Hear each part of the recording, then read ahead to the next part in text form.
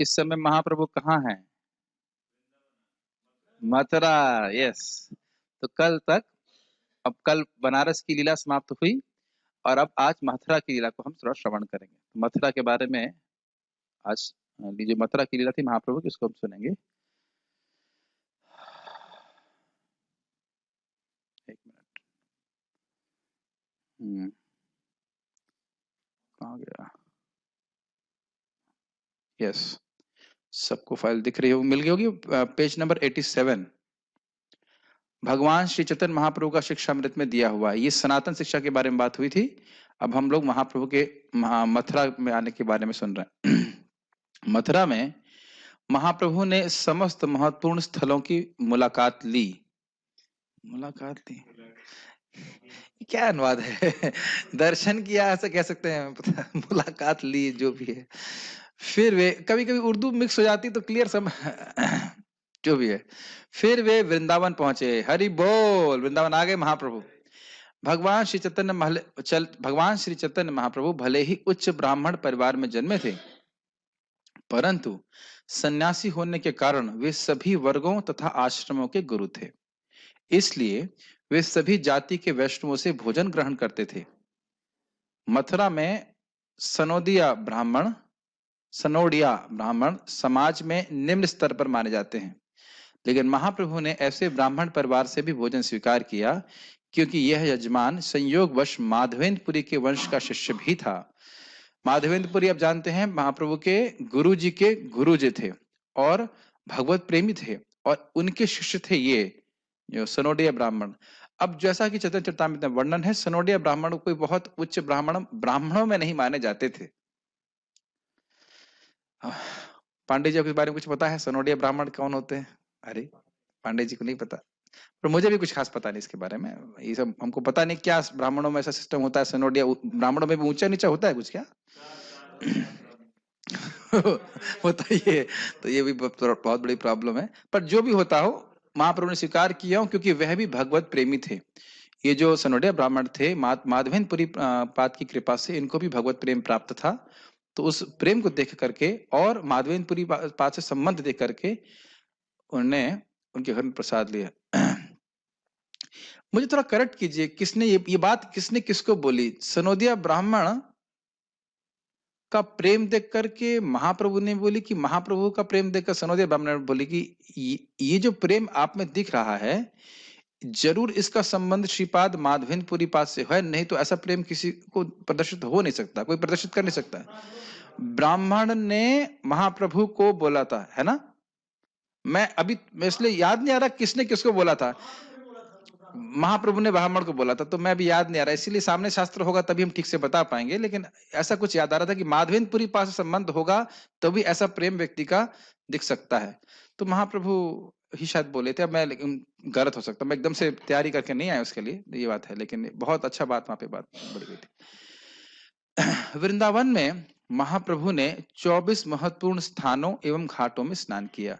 तो ये जो भक्त लोग परिक्रमा करते हैं, कार्तिक में क्या कहते हैं उसको, वृंदावन नहीं, ब्रजमंडल परिक्रमा, ये बहुत प्रमाणिक बात है। ये बहुत है ही प्रमाणिक, लेकिन महाप्रभु के आचरण से देख रहे हैं कि महाप्रभु यहाँ पे आने के बाद वृंदावन के जो भगवान की लीला स्थली है वहां पे वो गए थे। और इसको हम बृहत भागवतामृत में देखते हैं कि भगवत प्रेम प्राप्त करने के लिए नामोच्चारण तो है ही, भगवान की लीला स्थली में जाकर के उन लीलाओं का स्मरण करने का किसी को मौका मिले तो ये बहुत बड़ा भाग्य है। जैसे अब हम जहां बैठे हैं, क्या वो भगवान की लीला स्थली है या नहीं है? अब वो अलग बात है कि हम लीला का स्मरण करते हैं कि नहीं, किसकी लीला का स्मरण कर रहे हैं पता नहीं। लेकिन अगर हम यहाँ पे विचार करें तो यहाँ की गौ घाट बोलते हैं ना, हम जहाँ बैठे हुए हैं, तो गौ घाट में भगवान जो है कृष्ण बलराम गौ चराने आते थे। परम पूज्य भक्ति स्वामी महाराज प्रवचन कर रहे थे, बहुत सुंदर, कि कितने आश्चर्य की बात है, ये कितनी अद्भुत बात है कि हमारा मंदिर गौ घाट पे नहीं है, हमारी गौशाला गौ घाट पे है। हम जिस गौशाला में बैठे हैं एग्जैक्टली मंदिर में तो खेलते थे कृष्ण बलराम जी, मतलब मंदिर के एरिया में रमण रीति कहलाता है, ये भी रमण रीति का ही भाग है ना। लेकिन स्पेशली गौ घाट है, तो और गौ घाट पे एकमात्र गौशाला किसकी है? श्री श्री कृष्ण बलराम गौशाला। एक स्पेशल बात है, इतनी बड़ी गौशाला, और मैं समझता हूँ परिक्रमा मार्ग में एक ही गौशाला है, और वो भी गौ घाट पे गौशाला। इस प्रकार से है। तो यहाँ पे हम समझ सकते हैं गौ घाट पे क्या लीला हुई थी, कोई बता सकते हैं? यस, कृष्ण भगवान यहाँ पे गायों को पानी पिलाने के लिए आते थे। अब हम लोग यमुना से तो नहीं पिला पा रहे हैं, लेकिन बोरिंग का पानी पिला रहे हैं यहाँ पे गायों को, लेकिन वो भी ठीक है। हाँ, वो भी यमुना जी का ही पानी एक तरह से, ठीक है। अब आप देखिए, इस प्रकार से भले ही आप पानी की सेवा कर रहे हैं, साधु शरण प्रभु, कि गाय को पानी मिले, लेकिन उस पानी की सेवा में क्या कृष्ण की लीला का स्मरण नहीं हो सकता? लेकिन होगा तब जब श्रवण करेंगे। बहुत दूर जाने की जरूरत नहीं, यहीं से पास में कौन सा है नेक्स्ट लीला स्थली? कालिया घाट। तो बहुत सुंदर अनंत कृष्ण प्रभु किसी भक्त की बात को कोट कर रहे थे कि यहाँ का हर स्थल अपनी कथा बोलता है। अगर आप परिक्रमा करने जाएं, थोड़ा सा भी आपको लीला याद है, तो आप उस कदम के पेड़ को देखेंगे तो आपको स्मरण होगा कि यहाँ कृष्ण, यहाँ पे इस पे चढ़े थे कृष्ण और यहाँ से कालिया पे कूदे थे, है कि नहीं? यहीं पे मदन टेर है, जहाँ पे मदन को भी मोहित करते थे भगवान कृष्ण ने। तो वृंदावन में जब कोई भक्त आए, और इसी तरह से भक्तों के संग में आना चाहिए, साइट सीइंग के लिए नहीं आना चाहिए। आना चाहिए कि जब हम यहाँ पे आ रहे हैं तो लीला स्थली को देख करके लीलाओं का स्मरण करें। तो इसलिए भक्तों के संग में जाते हैं, भक्त लोग बताते हैं, बहुत आनंद होता है उन लोगों को। मैं तो उस आनंद को नहीं उठा पाया कभी, क्योंकि हमारी सेवाएं होती।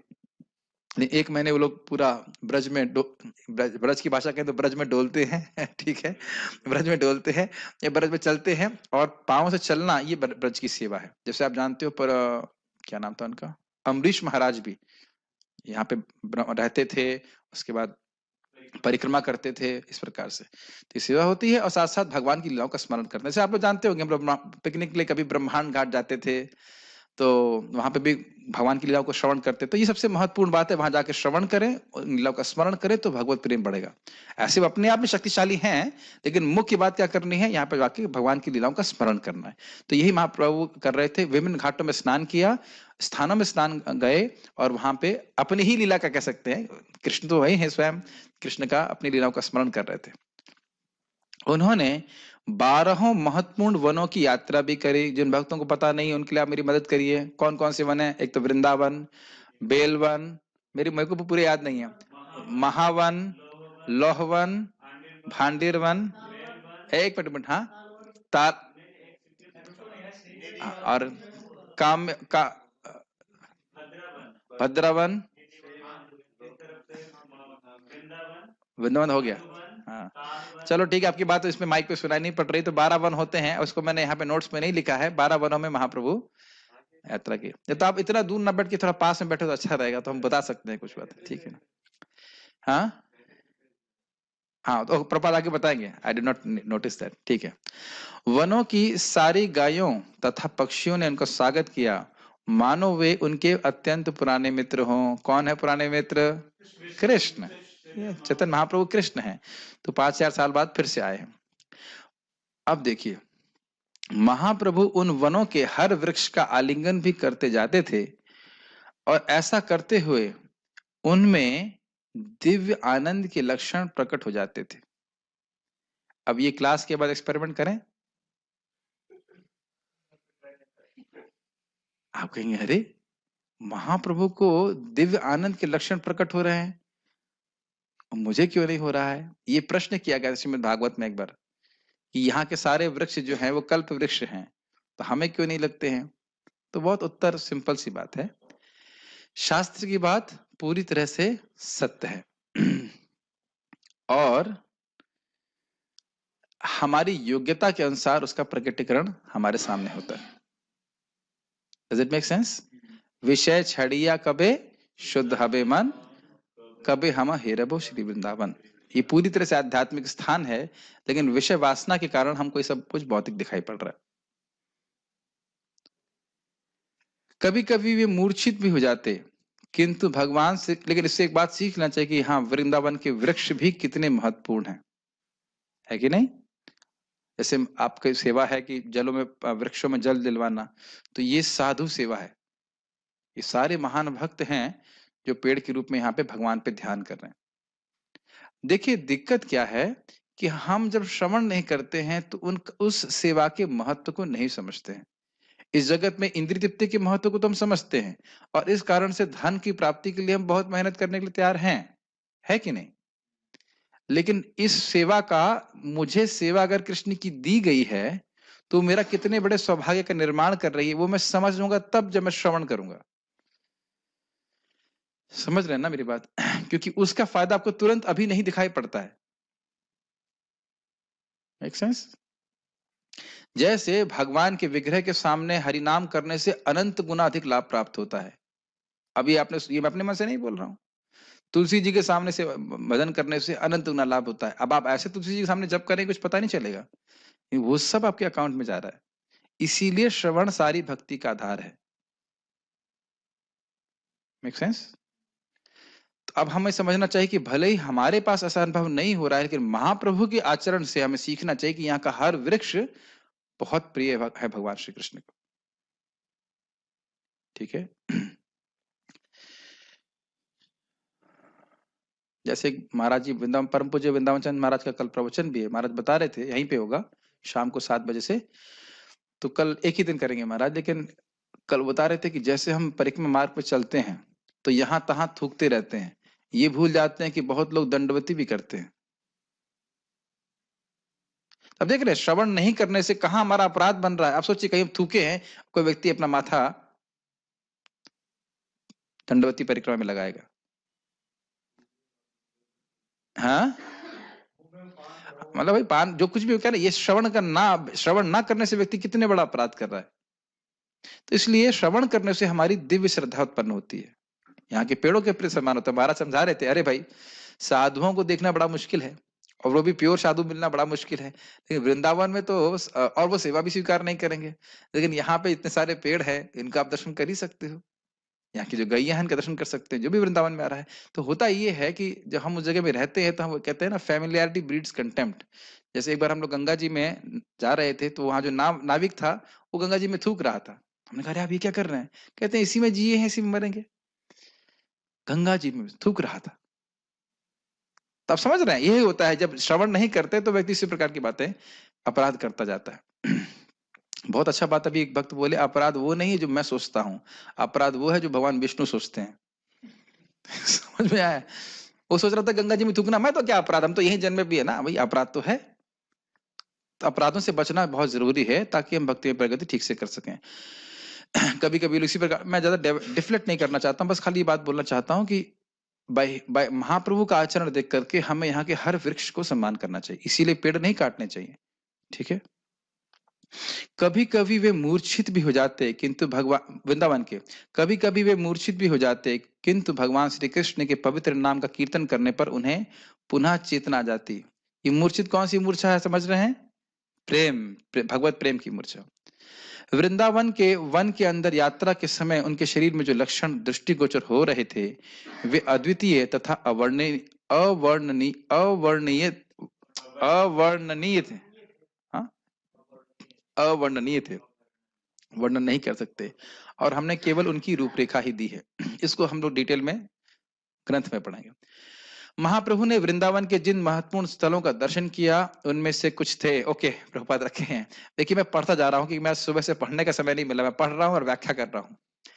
काम्यवन, आदिश्वर पावन सरोवर, खादिरवन, शेषशाही, खेल तीर्थ, भांडीरवन, भद्रवन, श्रीवन, लहवन, महावन, गोकुल, कालिहृद, द्वादश आदित्य, केशी तीर्थ इत्यादि। लेकिन इन्होंने सारे वन नहीं इतना नहीं, द्वादश वन तो लिखा है ना।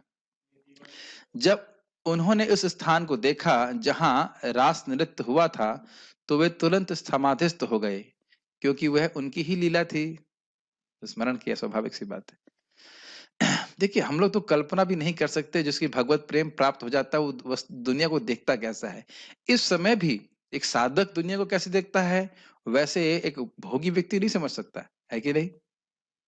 एक थोड़ा प्रगतिशील साधक भी जगत को कैसे देख रहा है, वैसे एक नया व्यक्ति समझ नहीं सकता। तो जो भगवत प्रेमी है, वो कैसे देखता है जगत को, हम कल्पना भी नहीं कर सकते हैं। इसीलिए यहाँ पे ज्यादा वर्णन नहीं किया जा रहा है। जब तक वे वृंदावन में रहे, उन्होंने अक्रूर घाट को अपना निवास स्थान बनाया। कितने लोगों ने अक्रूर घाट देखा है? ओके, मैं हाथ खड़ा नहीं कर रहा क्योंकि मैंने नहीं देखा आज तक। कोई मुझे लेके चलेगा तो अच्छा रहेगा। मेरी स्थिति पता कैसी है? एक व्यक्ति था जो जगन्नाथ जी के मंदिर के, पुरी के जगन्नाथ जी के मंदिर में कुछ के बाहर कुछ बिजनेस करता था। और वो रोज सोचता था, अरे मैं तो यहीं रह रहा हूँ, बस देख ही लूंगा, दर्शन कर ही लूंगा। ऐसे कैसे करते करते बिना दर्शन किए वो मर गया। तो ये स्थिति है। तो परशुराम प्रभु अपनी बाइक पे लेके चलिए मुझे कल अक्रूर घाट, ठीक है। तो अक्रूर घाट में आज तक नहीं देख पाया। अक्रूर घाट में या लीला जरूर पता है, अक्रूर घाट में भगवान ने कृष्ण ने दर्शन दिए थे विष्णु स्वरूप में, जब वो कृष्ण और बलराम जी को वृंदावन से मथुरा लेके जा रहे थे। इतना सुंदर है वैसे, पता है ऐसे स्थानों में जा करके वो उस लीला को पढ़ना चाहिए, चर्चा करना चाहिए, शुड बी डन। एनीवेज, महाप्रभु के निजी सेवक श्री कृष्ण दास विप्र ने उन्हें वृंदावन से माघ मेला के अवसर पर स्नान कराने हेतु प्रयाग जाने हेतु प्रेरित किया। महाप्रभु ने ये सब क्यों किया, इसके पीछे भी बहुत सारे पास टाइम्स हैं, लेकिन अभी मैं इसको व्याख्या नहीं कर सकता यहाँ पे। महाप्रभु ने यह प्रस्ताव मान लिया और वे प्रयाग के लिए रवाना हो गए। रास्ते में उन्हें कुछ पठान मिले, जिनमें से एक विद्वान मौलाना था। इसको थोड़ा बता देता हूँ, छोटा सा, अच्छा, बहुत अच्छा पास टाइम है। महाप्रभु अपने भक्तों के संग थे। कृष्णदास नाम का एक व्यक्ति था, और वह प्रभुपाद हम विप्र बोल रहे हैं क्या? विप्र बोल रहे हैं इसको। और एक वो था ना क्षत्रिय था, वो किसका नाम क्या था? एनी हाउ, मैं समझता हूँ कृष्णदास एक क्षत्रिय था, उसे ब्राह्मण नहीं था वो, बट वह वट जो कुछ भी हो। तो उनके संग बलभद्र भट्टाचार्य थे, एक और सेवक था, 2 सेवक थे महाप्रभु के साथ जो बंगाल से साथ में उनके आए थे, और उनके संग कृष्णदास व्यक्ति थे। तो जहां तक मुझे स्मरण आ रहा है वो क्षत्रिय थे, जहां तक मुझे स्मरण आ रहा है कृष्णदास। तो वहां पे हुआ क्या कि महाप्रभु को मूर्छा आ गई, और मूर्छा से उनके मुंह से झाग निकलने लगा। तो ये पठान, इसका नाम भूल रहा हूं मैं, लेकिन पठान था, और ये घोड़े पे चल के आ रहे थे, उनके संग कुछ सैनिक भी थे। तो इन्होंने सोचा कि इस सन्यासी को, इस बाबा को इन्होंने धतूरा खिला दिया और ये बेहोश हो गए। तो उन्होंने उनके जो साथी थे कृष्णदास को और 2 जो साथ में थे, बलभद्र भट्टाचार्य जी, और साथ में जो दूसरा व्यक्ति था, उसका नाम नहीं मेंशन है, उनको बंदी बना लिया। और ने कहा कि नहीं, ऐसा नहीं है, हम इनके सेवक हैं। कहते नहीं नहीं, तुम लोग ने जरूर उसको कुछ खिला दिया है, इस कारण से इसको मूर्छा हो गई है, इसको मुंह से झाग निकल रहा है। तो अब हुआ ये कि उसके बाद उन्होंने कहा कि तुम क्या सोचते हो, मतलब कृष्णदास जी कहते हैं कि मैं क्षत्रिय हूं और मैं यहां से आवाज लगाऊंगा तो 200 तुर्की सैनिक मेरे पास में है और आगे तुम्हारा वध कर देंगे, पठान को बोला। तो वे भी थोड़ा घबरा गए, संकोच कर रहे थे। इतने में महाप्रभु की मूर्छा टूट जाती है, और फिर वो समझाते हैं नहीं नहीं, मेरे को मिर्गी की बीमारी है।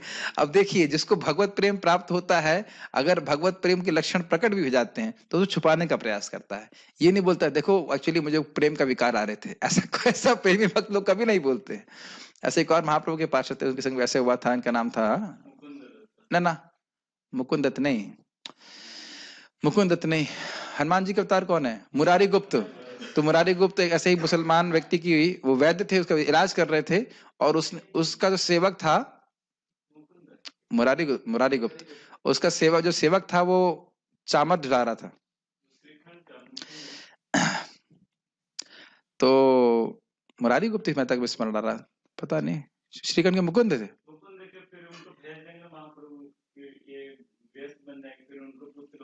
अरे नहीं बाबा, मैं क्या बात कर रहा हूँ, दूसरा लीला सुन रहा हूँ। अरे अच्छा, कोई बात नहीं, आपको भी लीला स्मरण हो रहा है। वो मोरपंख को भक्त देखे, अब नाम पता नहीं, लेकिन वो मोरपंख देखे, और वो जो नवाब था बहुत ऊंचा बैठा हुआ था, और वो देख करके उनको कृष्ण का स्मरण हुआ, मुझे मूर्छित होकर ऊपर से धम्म से गिरे, लेकिन चोट नहीं लगी उनको। लेकिन नवाब समझ गया क्या हो गया, क्या हो? कहते नहीं, वही बोले मुझे मिर्गी आ जाती है, मैं गिर जाता।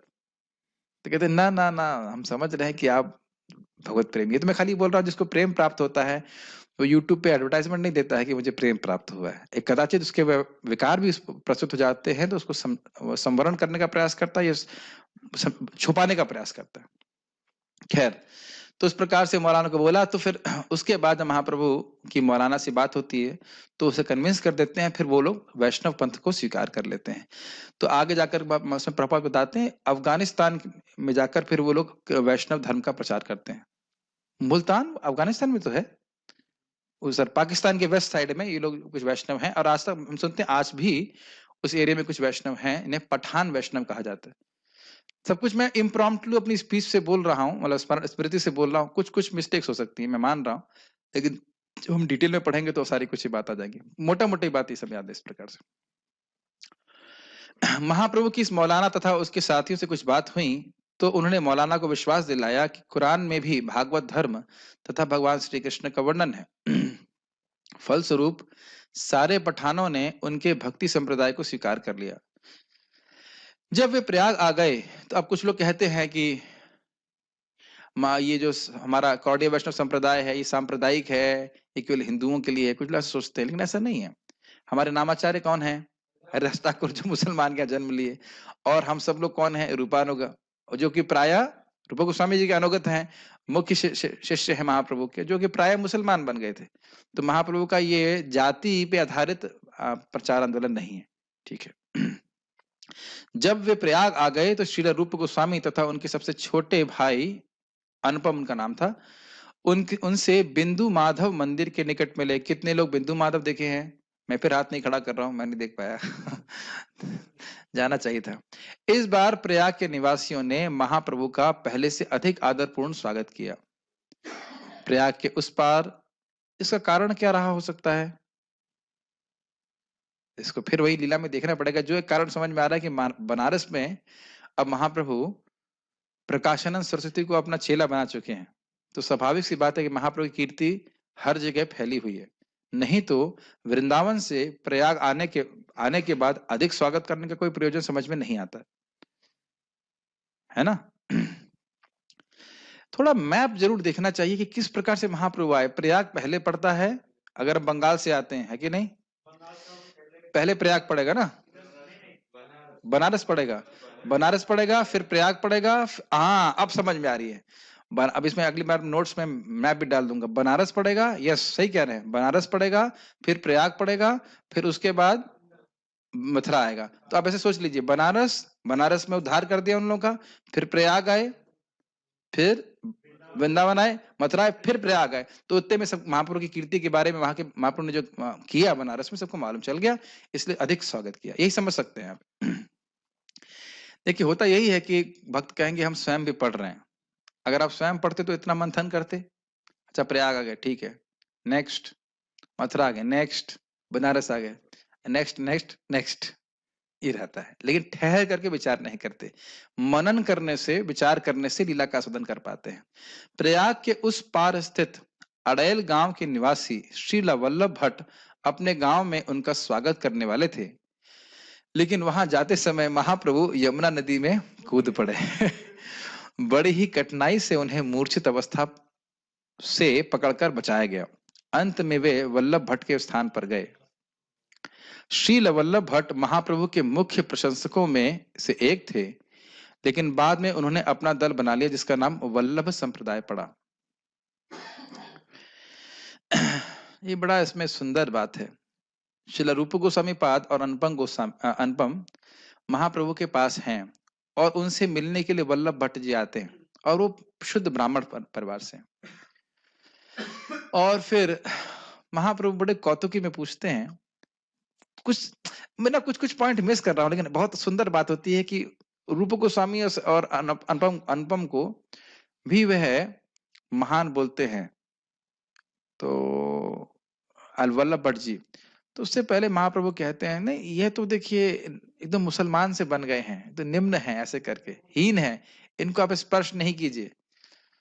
तो फिर वही बोलते हैं, अहो बता स्वपचतो गरीयान ये जिह्वा अग्रे वर्तते नाम तुभ्यम ते पुस्तपः जो वरुषष्णु आर्या ब्रह्मानुचर नाम कृणंती। ये थे नहीं, वल्लभ भट्ट जी बोलते ना, ये लगातार भगवान का नाम उच्चारण कर रहे हैं, इसलिए ये पवित्र है।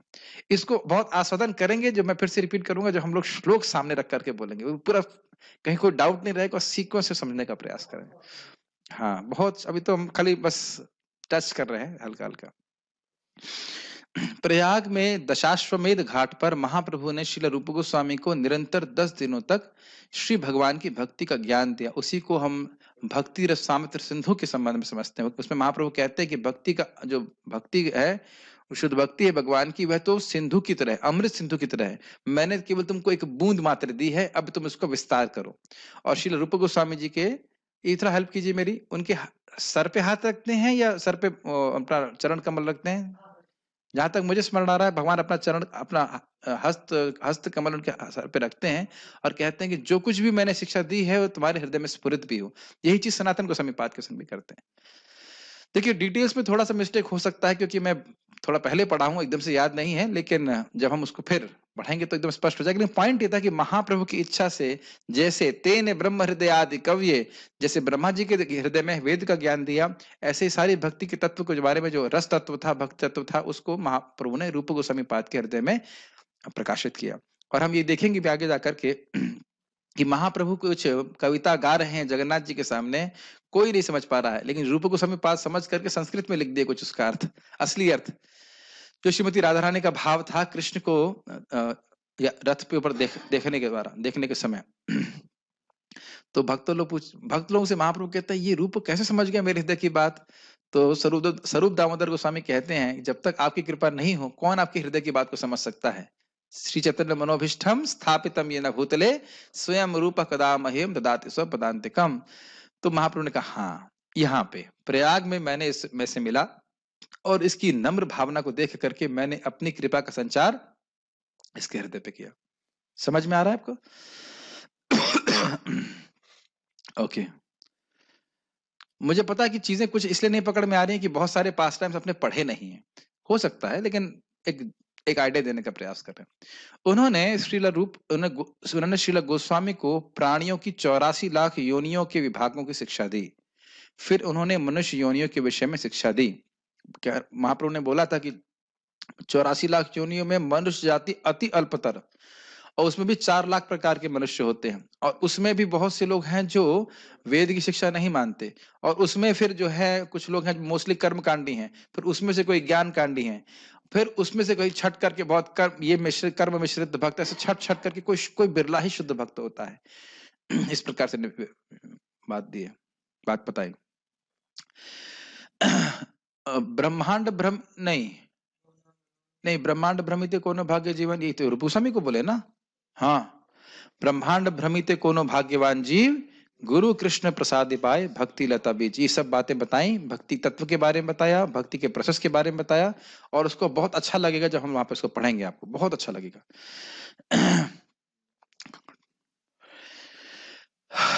उन्होंने मनुष्यों में से वैदिक सिद्धांतों के अनुयायियों के विषय में, फिर इनमें से सकाम कर्मियों, फिर इनमें से ज्ञानियों तथा ज्ञानियों में से मुक्तात्माओं के विषय में बातें बताई। समझ में आया? अनेक योनियों में से मनुष्य जाति अति अल्पतर है, बहुत कम है, उसमें से भी प्राय वेद को नहीं मानते हैं।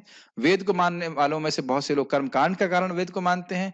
उसमें से कुछ लोग हैं जो छठ करके आते हैं, वो ज्ञान कांड करते हैं मुक्ति के लिए, और मुक्ति के लिए प्रयास करने वालों में से कोई एक होता है जो मुक्त होता है वास्तविक रूप से। ये बात बोल रहे हैं। उन्होंने बताया कि कुछ ही ऐसे मनुष्य हैं जो वास्तव में भगवान श्री कृष्ण के शुद्ध भक्त हैं। मुक्तानाम अपि सिद्धानाम नारायण परायण। आगे क्या है? कोटिष्युपि महामुनि मुक्तानाम अपि सिद्धानाम नारायण परायण। महाराज जी बोलते हैं शास्त्र ऐसा ही अभ्यास नहीं करेंगे तो कभी गायब हो जाता है। कोटिष्युपि महामुनि यानी कि मुक्ताराम अपि सिद्धानाम, जो मुक्त हैं, जो सिद्ध हैं, उनमें भी कोई बहुत शांत आत्मा नहीं, भागवत का है ऐसे करके, तो उसमें बहुत कोई श्रेष्ठ भक्ति होता है जो भगवान नारायण के परायण होता है। मुक्तानाम अपि सिद्धानाम नारायण परायणा प्रशांत आत्मा कोटिष्वपि महामुनि। एक शब्द छूट रहा है, सुदुर्लभा प्रशांत आत्मा कोटिष्वपि महामुनि। आपके परमात्मा एक्टिव है, मेरे परमात्मा नहीं बुद्धि दे रहे। श्लोक मुंह में रहता है लेकिन आता नहीं कभी कभी। तो मुक्तानाम अपि सिद्धानाम नारायण परायण सुदुर्लभ प्रशांतात्मा कोटिष्वपि महामुनि। सुदुर्लभ है, ऐसा शुद्ध भक्त भगवान का मिलना बहुत मुश्किल है, और प्रशांत आत्मा, उसके हृदय से सारी भोग की इच्छाएं समाप्त हो गई हैं। तो ऐसा व्यक्ति कोटिष्वपि महामुनि, कोटि कोटि मुनियों में भी एक बहुत दुर्लभ प्राप्त होता है। ये बात बताई गई थी। तो अब देखिए जो भागवत का सिद्धांत है महाप्रभु की शिक्षाओं में आ रहा है। हाँ, वासुदेव सर्वमिति स महात्मा स दुर्लभ, एक ही बात है। श्रील रूप गोस्वामी सनातन गोस्वामी के छोटे भाई थे। जब वे सेवा से निवृत्त हुए तो वो अपने साथ 2 नाव भरकर सोने के सिक्के लाए थे। सोने का क्या रेट चल रहा है अभी, किसी को पता है? मुझे तो पता नहीं है। मुझे तो उम्मीद नहीं थी कोई ब्रह्मचारी उत्तर दे पाएगा। लेकिन 51 चल रहा है, चलिए जो भी रहा हो।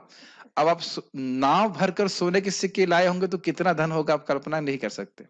अर्थात वे अपनी नौकरी से संचित कई लाख रुपए लाए थे। उन्होंने गृह त्याग कर भगवान श्री चैतन्य महाप्रभु के पास एक मिनट, इसलिए नहीं लाए थे कि वृंदावन में महल बनाएंगे आकर के। नाव से इसलिए नहीं, गंगा जी बहती ना बंगाल तक, तो उल्टा चल करके यहाँ पहुंच जाते हैं ना किसी तरह से यमुना वमुना होते हुए। लेकिन इसलिए नहीं लाए कि यहाँ कोई महल बनाएंगे। आप जानते हैं वो पेड़ों के नीचे रह रहे, वैसे हम लोग वैसा नहीं रह सकते हैं, लेकिन अद्भुत उनका वैराग्य था।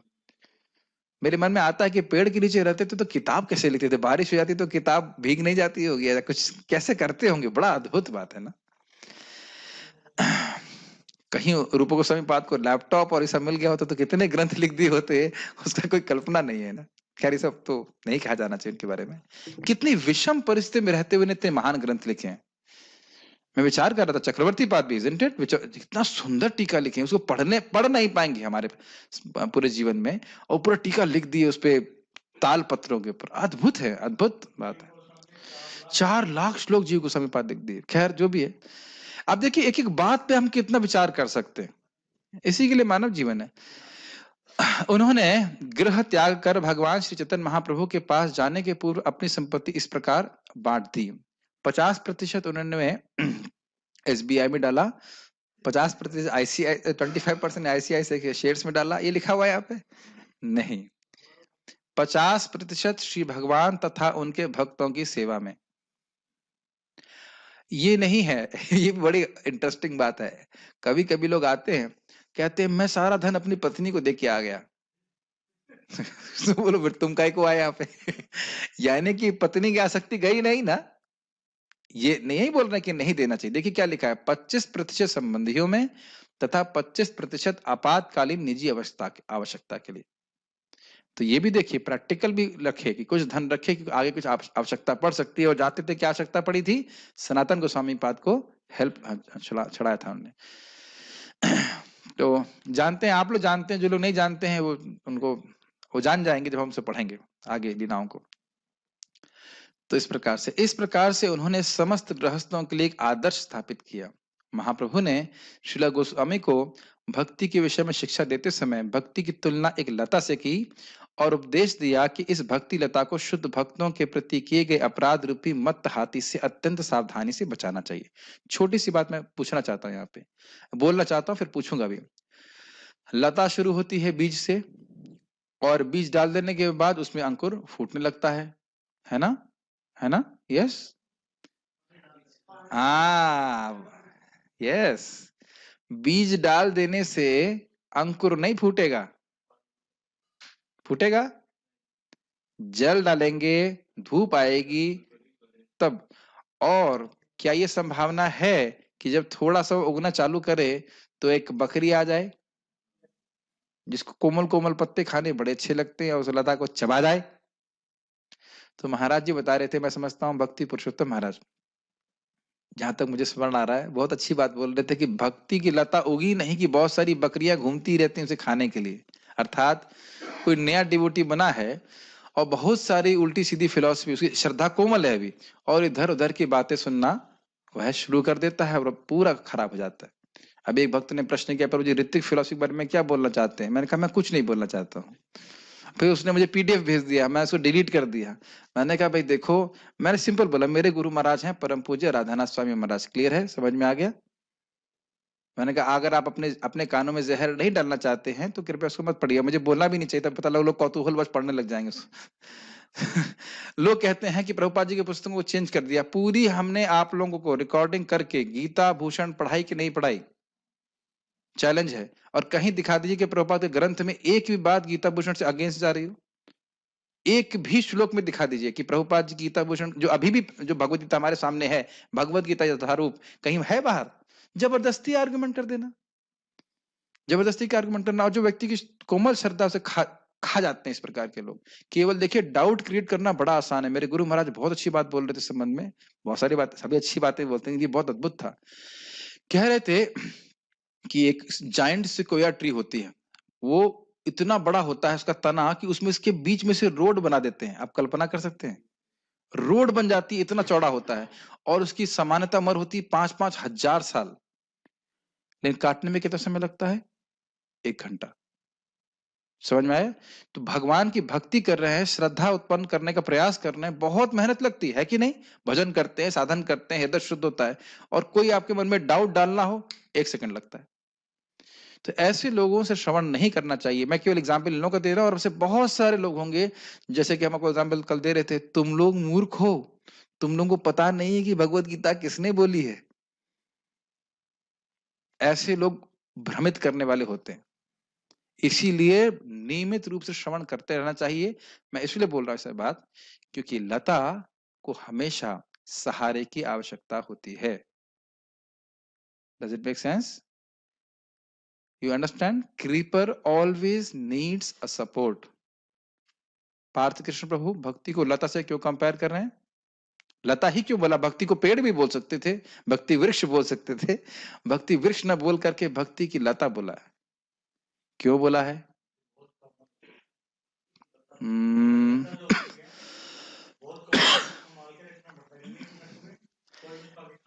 नहीं, ये आपने पहली वाली बात बोली। अभी कोई बता सकता है? गलत नहीं बोला, लेकिन ये आपने ये बात सही बोली, ये मैंने पहली वाली बात बोली। किसी को समझ में आ रहा है लता क्यों बोल रहे हैं और वृक्ष क्यों नहीं बोल रहे?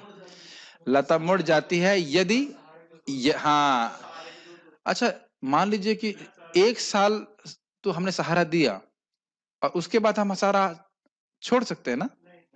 नहीं, अगर उसमें लता में फल आने लगे तब तो छोड़ सकते हैं ना? ये मैं बातें तो आपको प्रश्न के रूप में कर रहा हूं, लेकिन क्या बोला गया है? साध कृष्ण भक्तिर मूल है साधु संग।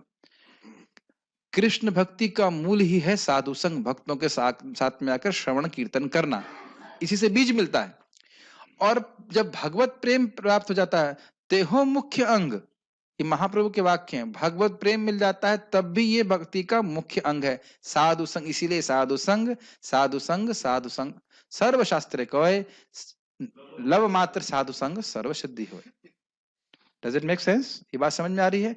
इसीलिए जैसे ऐसा नहीं है कि मैं आप लोगों को संग दे रहा हूं और आप मुझे नहीं दे रहे हैं। इतनी बात समझ में आ रही है? लेट अस गो, ऐसे पहले ठहर के इस बात को समझ लें। ऐसा मत सोचिए कि मैं केवल आप लोगों को संग दे रहा हूं, आप लोग भी मुझे संग दे रहे हैं।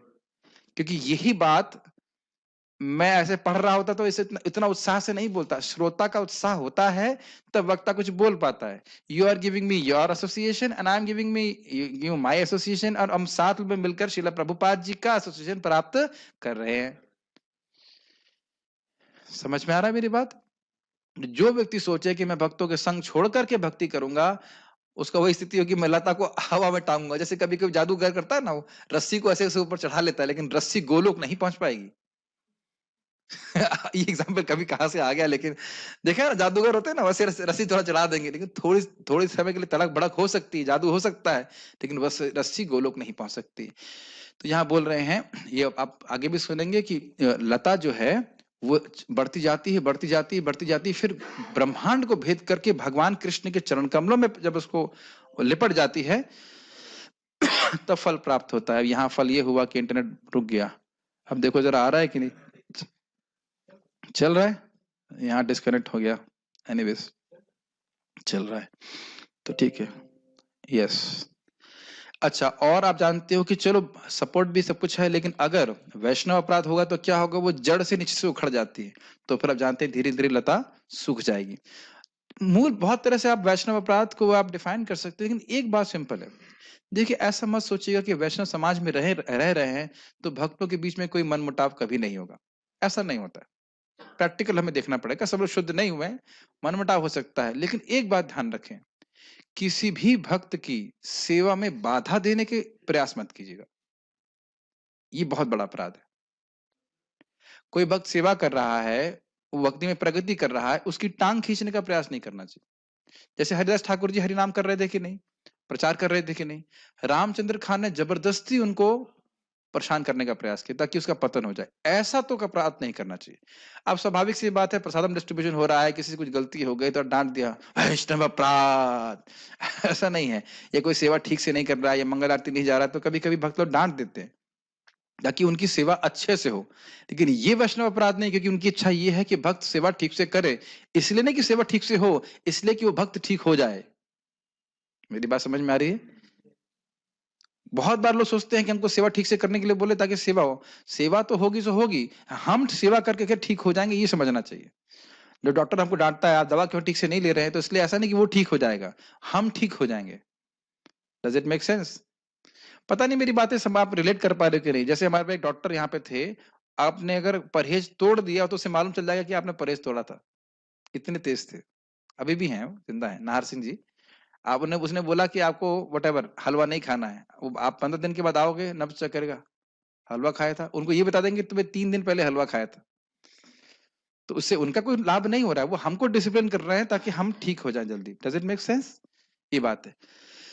तो हम खाली बात कर रहे थे कि इस अपराध से भक्त को जरूर बचना चाहिए, और किसी भी भक्त के बारे में कुछ नेगेटिव सुने तो पहले कंफर्म कीजिए कि वाकई हुआ है कि नहीं।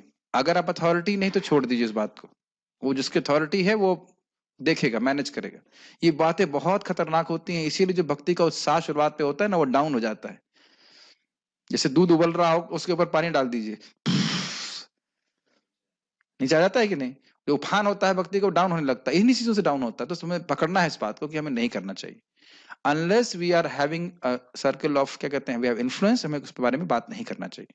दूसरों के पतन के बारे में, दूसरों की गलती के बारे में वो भगवान देखेंगे, उनके गुरु देखेंगे, उनके जो अथॉरिटी है वो देखेंगे। प्लीज, मैं आपको इस बात को फिर से रिपीट कर रहा हूं, कभी भी किसी भी भक्त की हमें टांग खींचनी नहीं चाहिए। टांग खींचना समझते हैं? ये भी नहीं समझते। समझते क्या है? फिर टांग खींचना नहीं समझते। कोई भक्ति में प्रगति कर रहा है उसको डिस्टर्ब करना है कि नहीं? और उसके उल्टा अगर आप लोगों की मदद करें कि वो भक्ति में प्रगति करें तो आपकी लता और बहुत तेजी से बढ़ेगी। ठीक है? सबसे बचना चाहिए। और प्रभुपाद जी कहते हैं ऐसा क्यों होता है? क्योंकि व्यक्ति भक्तों के संग से दूर रह करके अपना अपना कार्य करता है, तो फिर क्या करेगा? अभक्तों का संग करेगा, और अभक्तों का भक्तों के प्रति सम्मान भावना होता नहीं है, तो फिर भक्तों के प्रति और अपराध होता है। ठीक है? जैसे मैं यहाँ बता रहा हूं ना कि नहीं ऐसा कभी मत करना, तो आपके मन में आएगा ना कि हाँ, ऐसा कभी नहीं करना है, हमें भक्तों का अपराध नहीं करना है। लेकिन अभक्त लोग, अरे क्या भक्त ऐसे घूम रहे हैं बस। महाप्रभु के सामने एक व्यक्ति आया, बोला कि मैंने बहुत अपराध किया, मैं बोलता था इस जमाने में कहाँ वैष्णव कोई हो सकता है, अब मैं क्या करूं? तो मतलब जितने भी शुद्ध वैष्णव उस समय थे, क्या महाप्रभु के समय कोई शुद्ध वैष्णव नहीं था? और कोई ये कहना कि इस जमाने में कौन वैष्णव हो सकता है, ये अपराध हुआ कि नहीं हुआ? उनको निम्न स्तर पे लाया कि नहीं लाया? जो व्यक्ति उच्च स्तर पे है, आध्यात्मिक स्तर पे, उसको भौतिक स्तर पे लाए कि नहीं लाए? ठीक? तो फिर उन्होंने कहा कि मैं क्या करूं? तो उन्होंने कहा जिस मुख से व्यक्ति जहर पीता है, उसी मुख से उसको अमृत पीना चाहिए।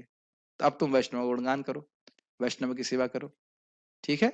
तो ये बहुत इंपॉर्टेंट बात है, इससे बचना चाहिए, तो हमारी भक्ति बहुत तेजी से आगे बढ़ेगी। इसके अतिरिक्त इस लता की रक्षा इंद्रिय भोग की इच्छाओं से, अद्वैतवादी मुक्ति से तथा हठ योग प्रणाली की सिद्धि से भी करनी होगी। इसका अर्थ क्या है? ज्ञान कर्मादि अनावृतम, मतलब भक्ति कर रहे हैं, लेकिन भक्ति का उद्देश्य स्वर्ग प्राप्ति नहीं होना चाहिए, भक्ति का उद्देश्य निर्विशेष में मुक्ति नहीं होना चाहिए, मतलब भगवान में जाके मिल जाना। और योग आदि सिद्धि भी नहीं होनी चाहिए। काश वो इतनी ऐसी सिद्धि मिल जाती है कि जहां से चाहूं वहां से एप्पल उठा लूं, ये होता है ना सिद्धि होती है कि नहीं? आपको पता है सिद्धि होती है, कहीं से भी कुछ भी उठा के ले आ सकते हैं आप, अफगानिस्तान से अनार चुरा सकते हो। इससे क्या हो जाएगा ये समझना चाहिए। कैसे इन इच्छाओं को काटेंगे समझ में आ रहा है? निर्विशेष ब्रह्म ज्योति में मिल जाऊं, इससे क्या हो जाएगा? मैं तो भगवान की सेवा कभी कर नहीं पाऊंगा। फिर एप्पल चुरा लूं, उससे क्या होगा? एप्पल तो मार्केट में मिलता है। क्योंकि ध्यान दीजिएगा, जो भी सिद्धि आप चाहते हो वो भगवत भक्ति से प्राप्त हो सकती है, लेकिन भगवत भक्ति की सिद्धि क्या है? भगवत प्रेम। और इन सभी चीजों से, और स्वर्ग की तो आप जानते ही बात, कोई मतलब ही नहीं, इन सभी चीजों से जीव कभी संतुष्ट नहीं हो सकता जब तक भगवत प्रेम प्राप्त नहीं हो। इसीलिए सिद्धांत सुनना चाहिए ताकि हम भक्ति क्यों कर रहे हैं वो क्लियर हो जाए।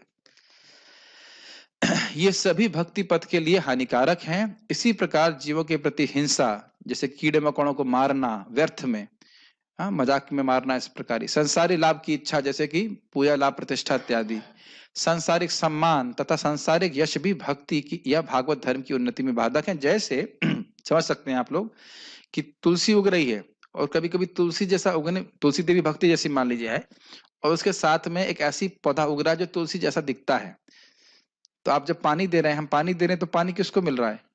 तुलसी देवी को भी और उपशाखा को भी। तो उसको निकालना है। और कब निकालना होता है उपशाखा को? जब वो बहुत बड़ी हो जाए, है ना? यस, समझ में आ रहा है आपको? जो घास निकलता है, खरपतवार निकलता है, वो उस नरिशमेंट को पिए रहा है, तो शुरुआत से ही काटते चलना चाहिए। शुरुआत से ही, भक्ति की शुरुआत से ही व्यक्ति को भोग की इच्छाओं के लिए, मुक्ति की इच्छाओं के लिए, जगत में सम्मान प्राप्त करने की इच्छाओं के लिए भक्ति नहीं करनी चाहिए। Make sense? अगर इच्छा आ भी रही है तो उसको काटते हुए चलना चाहिए। काटते हुए समझ में आ रहा है? नहीं भगवान मैं इन सब चीजों के लिए नहीं कर रहा हूं, आप मुझसे प्रसन्न हो, आपके चरणों में प्रेम प्राप्त हो, इसलिए मैं कर रहा हूं। Be conscious of why we are doing our services, हम क्यों इसलिए सेवा कर रहे हैं, उसके प्रति सचेत हो। शुद्ध भक्तिमय सेवा को इंद्रिय तृप्ति की समस्त इच्छाओं, सकाम महत्वाकांक्षाओं तथा अद्वैतवादी ज्ञान के संवर्धन से मुक्त रखा जाना चाहिए। ये सारी चीजों की व्याख्या मैंने अभी मोटा मोटी कर दी। अब आगे कैसे आगे महाप्रभु शिक्षा दे रहे हैं रूप गोस्वामी पाद को, उसको हम कल सुनेंगे। अभी हम कुछ प्रश्न देख लेते हैं, और उसके बाद इस हम फिर चैतन्य चरितामृत को पढ़ेंगे। ओके, कोई प्रश्न नहीं है, सो ठीक है, get ready, will now discuss directly Shrimant, directly means Chaitanya Charitamrita, तो मतलब सुन सकते हैं।